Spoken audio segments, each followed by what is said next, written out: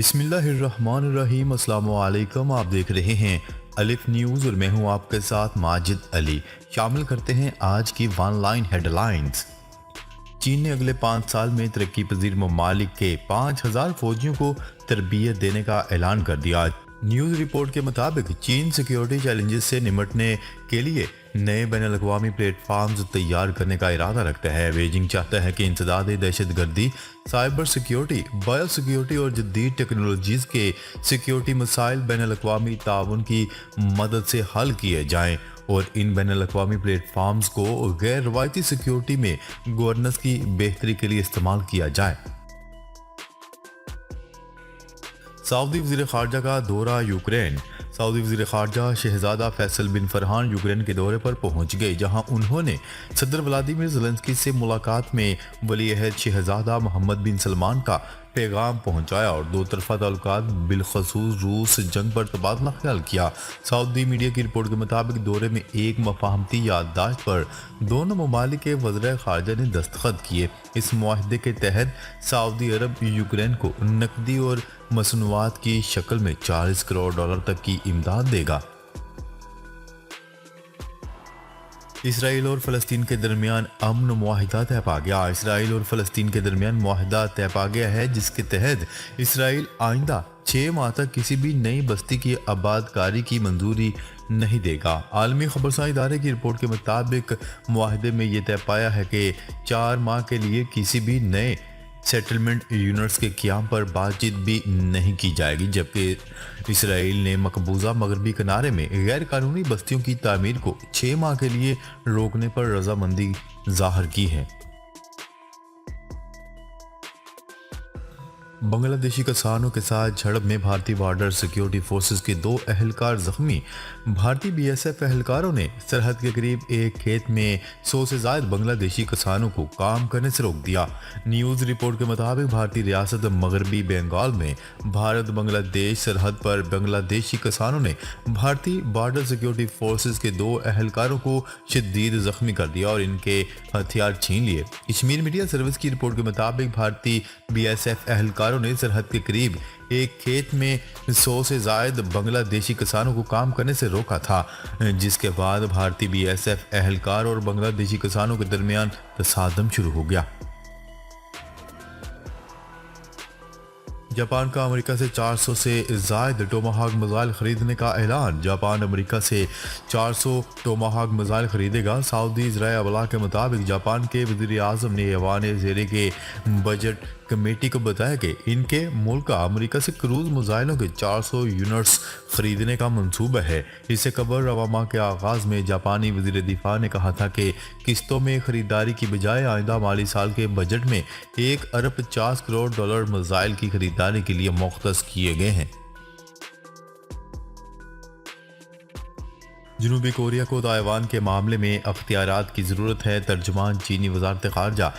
चीन ने कहा है कि ताइवान का मसला चीन का अंदरूनी मामला है और इसमें कोई भी मुदाखलत नहीं कर सकता।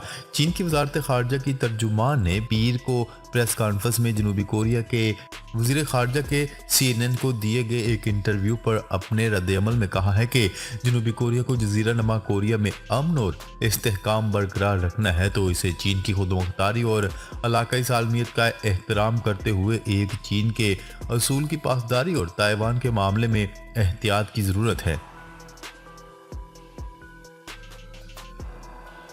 खालिस्तान के हामी अमृतपाल सिंह की मकबूलियत से भारतीय हुकाम की नींद हराम हो गई। अमृतपाल सिंह भारत में सिखों के हकूक की तवाना आवाज़ बन गए। अमृतपाल सिंह 2 साल कबल भारतीय किसानों की तहरीक से मंजर आम पर आए थे और देखते ही देखते अमृतपाल सिंह भारत में सिखों के हकूक की तवाना आवाज़ बन गए। अमृतपाल सिंह का कहना था कि पंजाब की सकाफत को दबाने और एहतसाल का नतीजा सिर्फ तशद्दुद होगा।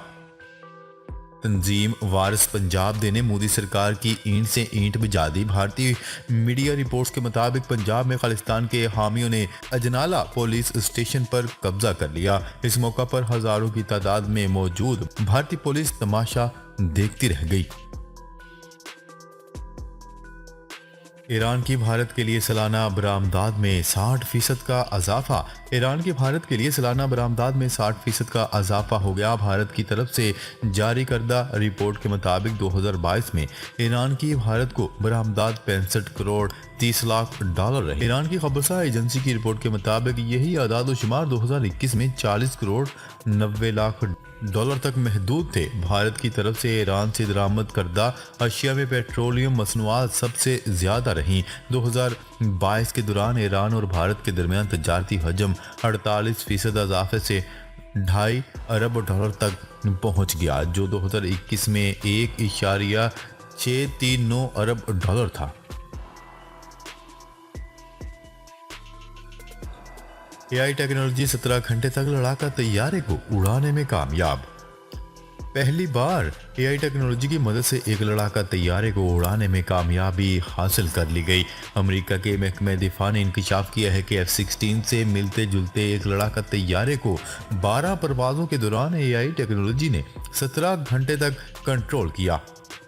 दिसंबर 2022 में रियासत कैलिफोर्निया की एडवर्ड एयर बेस में मौजूद एक तजर्बाती तैयारे X-62A वोस्टा को इस मकसद के लिए इस्तेमाल किया गया था।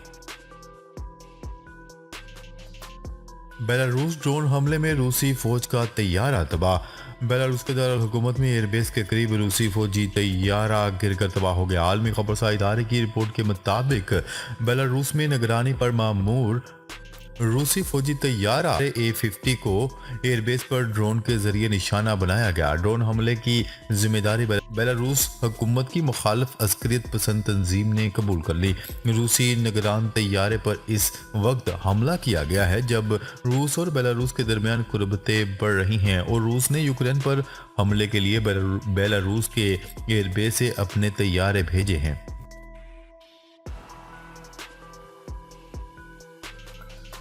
अमेरिका के बाद बरतानवी माहिरीन ने भी टिकटॉक ऐप को महदूद करने का मुतालबा कर दिया। सबसे पहले अमेरिका ने कहा कि टिकटॉक पर पाबंदी आयद की जाए। इसके बाद एक हफ्ता कबल यूरोपीय यूनियन ने बिलखसूस सरकारी मुलाजमीन और एहलकारों को इसके इस्तेमाल से मना किया और अब ये दबाव बरतानिया मुंतकिल हो चुका है। इन सब के पीछे एक ही वजह है कि टिकटॉक का डाटा चीन के सरकारी आधारों तक पहुंच सकता है या पहुंच रहा है।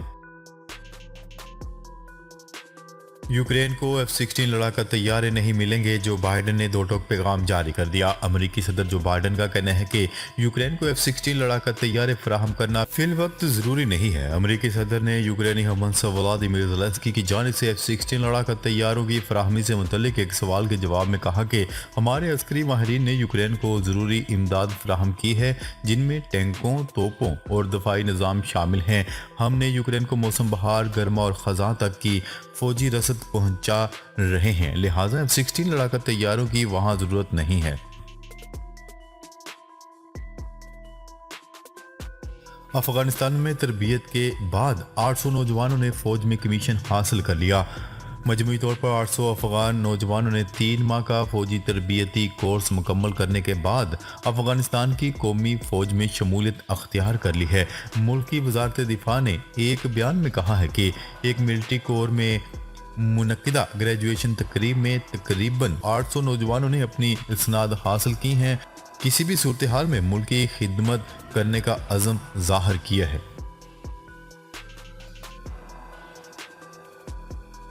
ट्विटर ने अखराजात कम करने के लिए मुलाजमीन को बरतरफ कर दिया। माइक्रो ब्लॉगिंग वेबसाइट ट्विटर ने मजीद 50 मुलाजमीन को नौकरी से बरतरफ कर दिया। बरतरफ किए जाने वालों में इंजीनियरिंग, एडवर्टाइजिंग और एप्लीकेशन टीम के मुलाजमीन शामिल हैं। गुज़िश्ता माह जनवरी में ट्विटर इंतज़ामिया अपने 50% से जायद मुलाजमीन को निकालने के बाद मजीद मुलाजमीन को नौकरी से बरतरफ करने का मनसूबा बना रही थी और ये इम्कान जाहिर किया जा रहा था कि कंपनी कुछ ही हफ्तों में प्रोडक्ट डिपार्टमेंट में से तकरीबन 50 मुलाजमीन को फारग कर देगी। सऊदी वजारत हज का कहना है कि ज़ायरीन अपनी सहूलत से जितनी बार चाहे उम्रा अदा कर सकते हैं। सऊदी वजारत हज और उम्रा की जानिब से जारी करदा बयान के मुताबिक उम्रे की अदायगी के लिए कोई तादाद मुकर्रर नहीं है। ज़ायरीन अपनी सहूलत और मर्जी से जितनी बार चाहें उम्रा अदा कर सकते हैं। सऊदी वजारत हज का कहना था कि ज़ायरीन को उम्रा परमिट पर दर्ज तारीख और वक्त की पाबंदी लाजमी करना होगी। बयान में मजीद कहा गया है कि विजिट, सियाहती या मुलाजमत वीज़ा होल्डर्स किसी भी पाबंदी के बगैर उम्रा अदा कर सकते हैं। ज़ायरीन सऊदी अरब से वापसी के लिए ट्रांसपोर्ट वसाइल भी तब्दील कर सकते हैं। तुर्की में एक मरतबा फिर 5.6 शिद्दत का ज़ल्ज़ला आया, जिसके नतीजे में अब तक की इतलात के मुताबिक एक शख्स जाँ बहक और 69 अफराद जख्मी हो गए। न्यूज़ रिपोर्ट के मुताबिक ज़ल्ज़ला मकामी वक्त के मुताबिक दोपहर 12:04 पर आया। आलमी और मकामी ज़राए अबलाग के मुताबिक ज़ल्ज़ले की शिद्दत 5.6 शिद्दत थी, जबकि गहराई 6.96 किलोमीटर रिकॉर्ड की गई। नाजरीन, अब तक के लिए इतना ही। मज़ीद खबरें लेकर बहुत जल्द आपकी खिदमत में हाजिर होंगे। तब तक के लिए अपना ख्याल रखिएगा। अल्लाह निगहबान।